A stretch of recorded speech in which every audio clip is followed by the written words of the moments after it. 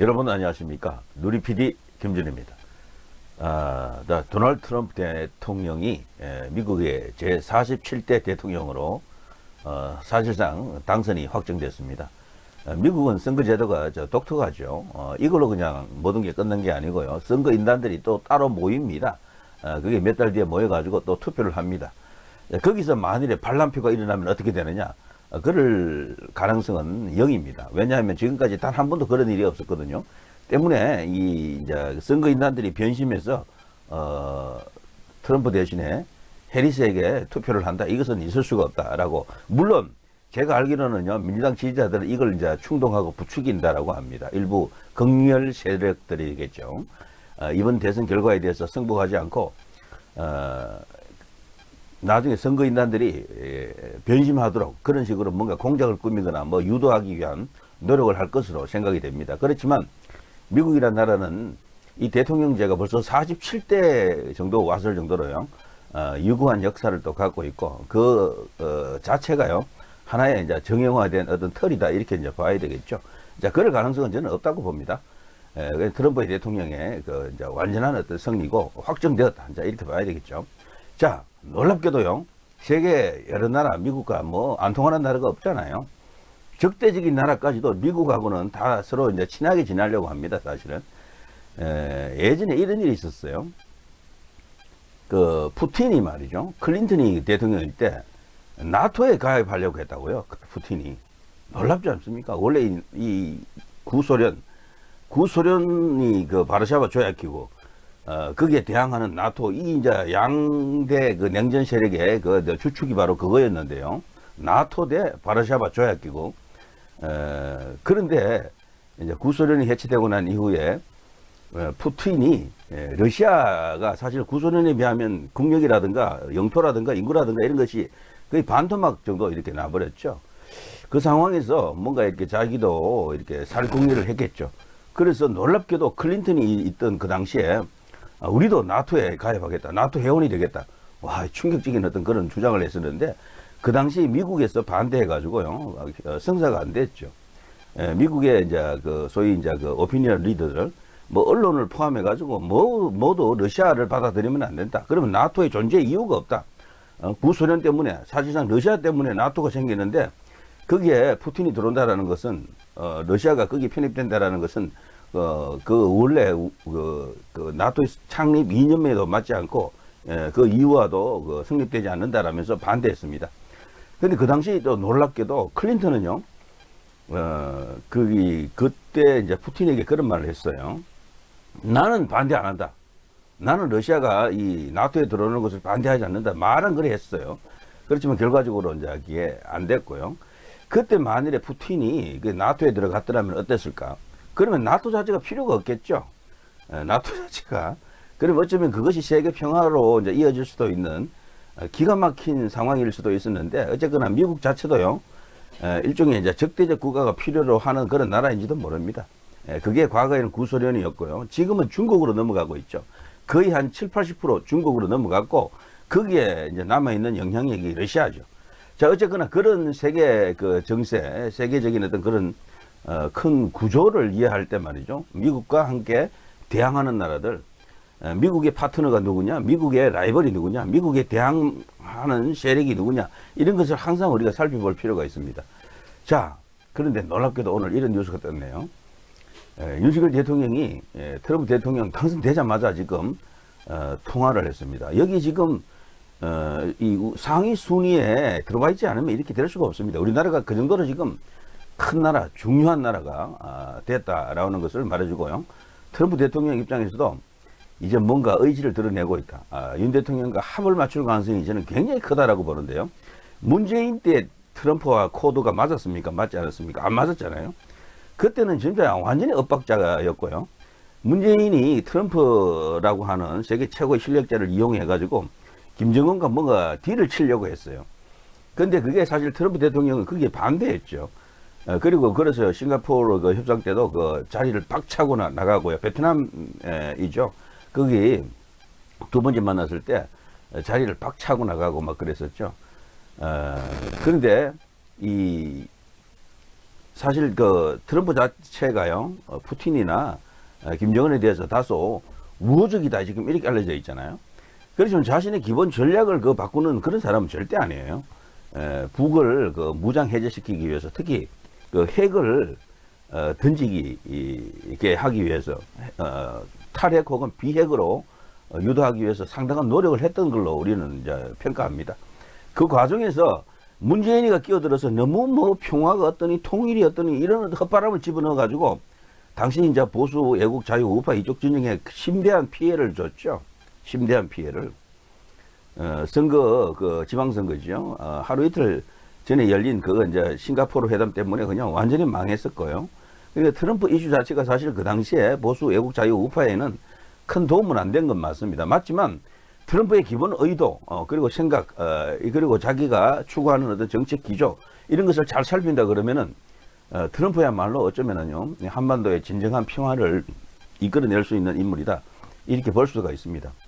그거를 인정하는 사람들과 하지 않는 사람들로 지금 쫙 쪼개져 있는데, 트럼프를 좀 알고 좀 뭔가 이렇게 내밀하게 그 속을 좀 들여다본 사람들은 온리 트럼프입니다. 온리 트럼프. 그 트럼프에 대한 열망, 트럼프가 꼭 대통령이 되어야 한다라는 그 생각들은 정말 대단하거든요. 그런 것들이 차차로 앞으로 나타날 겁니다. 못다 이룬 트럼프의 꿈. 한 번 더 그 당시에 재선에 성공했더라면 자신이 원래 그 생각하고 있던 원대한 세계 구상 이런 것들이 드러났겠습니다만, 자, 그것이 이제 다시 시작되는 겁니다. 물론 연속된 8년보다는 단절된 8년이 다소 힘이 떨어지는 것은 맞지만, 그렇지만 트럼프는 더 숙성된 형태로, 힘으로 그렇게 지금 돌아온 것 같습니다. 자, 지금 여기 제 화면 배경에도 지금 나와 있습니다만, 윤 대통령이 드디어 트럼프와 이렇게 만난다라는 뉴스입니다. 정말 대단합니다. MBC 뉴스, 윤 대통령 트럼프 당선인과 통화 1인 시일 내 회동.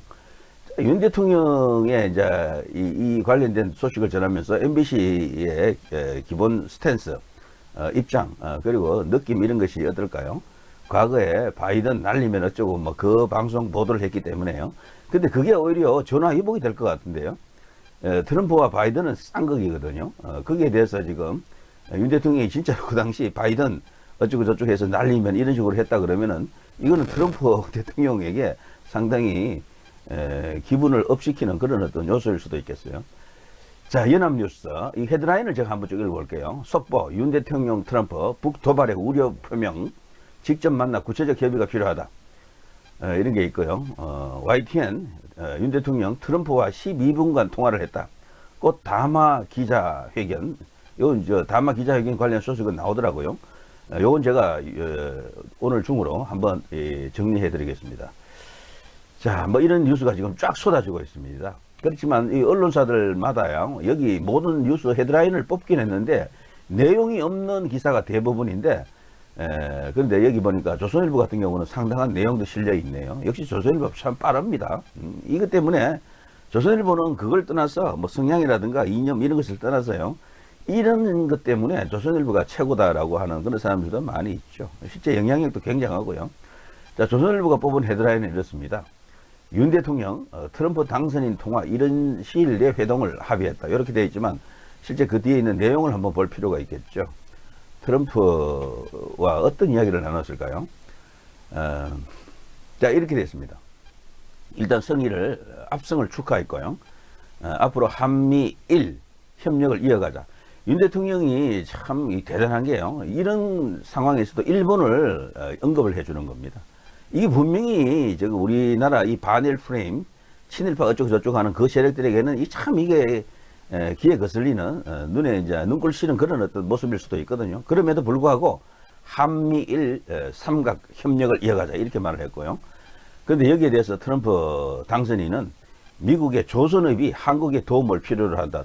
특별하게 조선업에 대해서 이야기를 했습니다. 이건 이유가 있더라고요. 자, 오전 7시 59분부터 12분간 트럼프 당선인과 통화를 했다 그러는데, 윤석열 대통령은 트럼프에게요, 마가를 언급했습니다. Make America Great Again 이잖아요. 미국을 다시 위대하게 슬로건으로 대성을 거둔 것을 진심으로 축하드립니다. 이런 말을 했고요. 여기에 대해 트럼프 당선인은 아주 감사하다. 한국 국민들에게 각별한 안부를 전한다. 이런 말을 했습니다. 그리고 윤 대통령이 트럼프 대통령의 리더십으로 위대한 미국을 이끌어 나가기를 기원한다. 또 이런 덕담을 던졌습니다. 그리고요, 윤 대통령과 트럼프 당선인은 한미일 협력에 관해 대화를 했죠. 윤 대통령은 그동안 한미일 협력이 나날이 견고해져 왔다. 이러한 협력이 캠프 데이비드 3국 협력 체계로 구축될 수 있었던 것은 트럼프 1기 재임 기간에 한미일 협력을 잘 다져놓은 트럼프 대통령의 기여가 컸다라고 이제 일단 평가를 했고요. 그러면서 앞으로 한미동맹이 안보와 경제 모든 영역을 아우르는 긴밀한 파트너십을 이어가자, 이런 정말 굉장히 중요한 어떤 의제입니다. 이런 이야기를 했습니다. 여기에 대해 트럼프 당선인은 한미 간에, 여기서 일본을 언급하지는 않았어요. 이 트럼프라는 사람이 그래서요, 굉장히 이분이 뭐 대중 스타일이 아니에요. 굉장히 정교하다라고 하더라고요.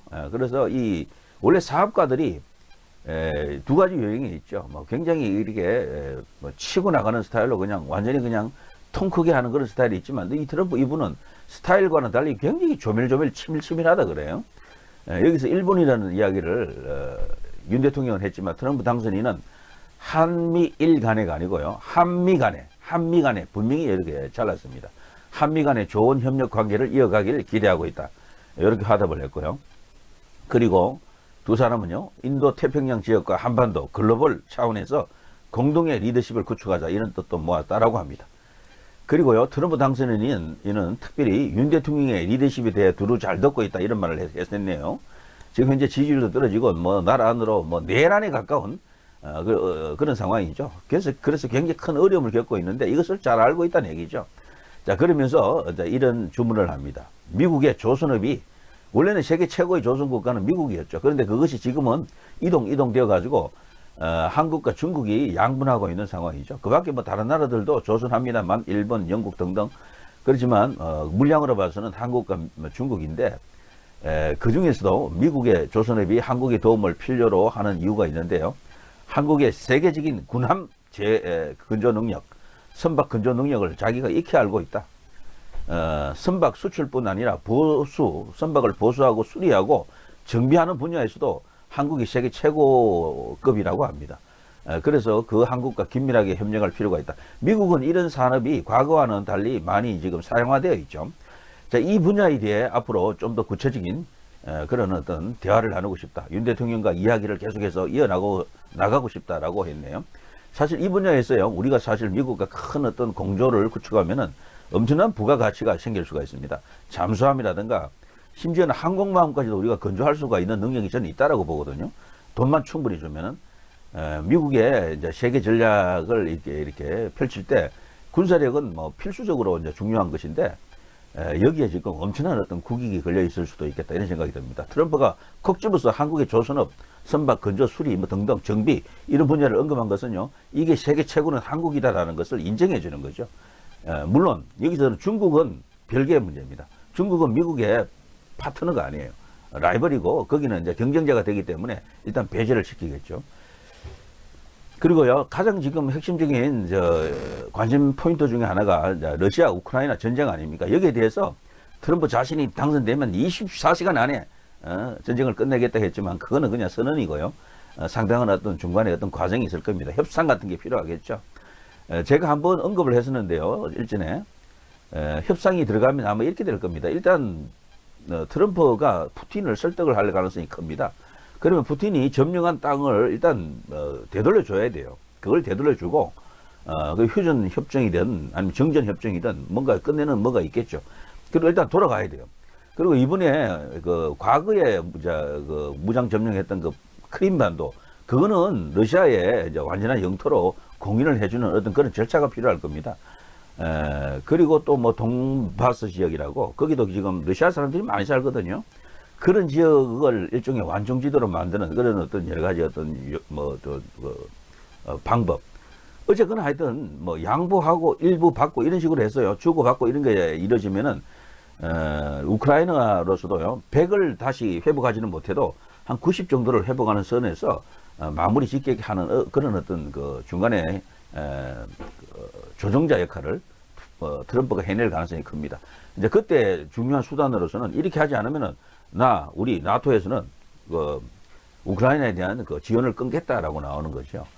사실 미국이 빠져버리면 나토가 뭐 힘쓰지 못합니다. 사실 나토 그래도요, 미국이 거의 한 80%가 미국입니다. 미국. 나머지 20%가 국가만 많이 모여있지, 그닥 많이 그들이 지금 군비에 나토에 뭐 그렇게 기여하는 게 없습니다.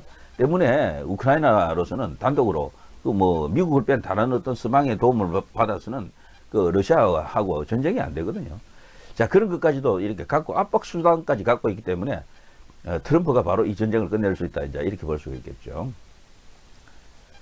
자, 전장에 투입된 북한의 군사 동향에 관한 평가를 나눴고, 긴박한 우크라이나 전황에 대해서도 우려한다는 데 공감했고, 그러면서 두 사람은 북한의 점증하는 핵 능력과 ICBM 발사, 잇따른 탄도미사일 도발, 한국에 대한 오물풍선 낙하와 서해상에서의 한국 선박과 민간인, 그리고 항공 안전을 위협하는 GPS 교란 문제에 대해서도 정보 상황을 공유했다라고 합니다. 이거 상당히 세부적인 이야기까지 나눴네요. 보통 덕담 던지고 잘해보자 이 정도에서 끝낼 것 같은데, 중요한 의제들을 서로 주고받았다라고 생각합니다. 이것만 해도 굉장히 큰 성과다. 대한민국이 정말 엄청난 나라가 된 것 같아요. 그리고 윤 대통령은 과거 문재인이 해내지 못한 그런 트럼프와의 기가 막힌 환상 하모니를 연출할 가능성이 있습니다. 그렇게 되면 이 트럼프로부터요, 주한미군 주둔비 협상하는 것도 충분히 우리 페이스로, 혹은 트럼프가 상당한 양보를 할 가능성도 큽니다. 다른 걸 줘야 되지. 그런데 줄 때는요, 우리도 뭔가 생기는 게 있어야 되잖아요. 기브 앤 테이크가 확실히 이제 여기 상호적 관계가 되겠죠. 상호주의가 되겠죠. 그런 것이 작동하면서 미국에도 이익이 되면서 우리에게도 이익이 되는 그런 좋은 선택이 있을 것으로 생각이 됩니다. 자, 아무튼 두 사람은 구체적으로 모든 것을 협의하자, 그런 필요성에 공감했고요. 조만간 만나자, 반드시 만나서 이런 이야기를 또 합시다 라고 서로 이렇게 이야기를 던졌다라고 합니다. 그리고 트럼프 당선인이 특히 윤 대통령을 빨리 만나야 한다, 만나고 싶다, 이런 말을 분명히 했다 그러네요. 그리고 실무진을 통해 일정을 조속히 협의하겠다라고 했습니다. 와, 이거는 대한민국의 국격을 보여주는 것이다. 윤 대통령이 국제사회에서는 스타라고 하는 말이 있어요. 국제사회에 나가기만 하면 굉장히 전체적으로 스타일도 그렇고요. 그리고 친화력도 좋고요. 윤 대통령과 함께 새로 남은 한 2년 반쯤 됩니다만, 이 트럼프와 이 기간 안에 정말 큰 어떤 울림, 족적을 만들어내지 않을까, 이런 기대가 있습니다. 정말 대단합니다. 누리 PD 김준혜였습니다.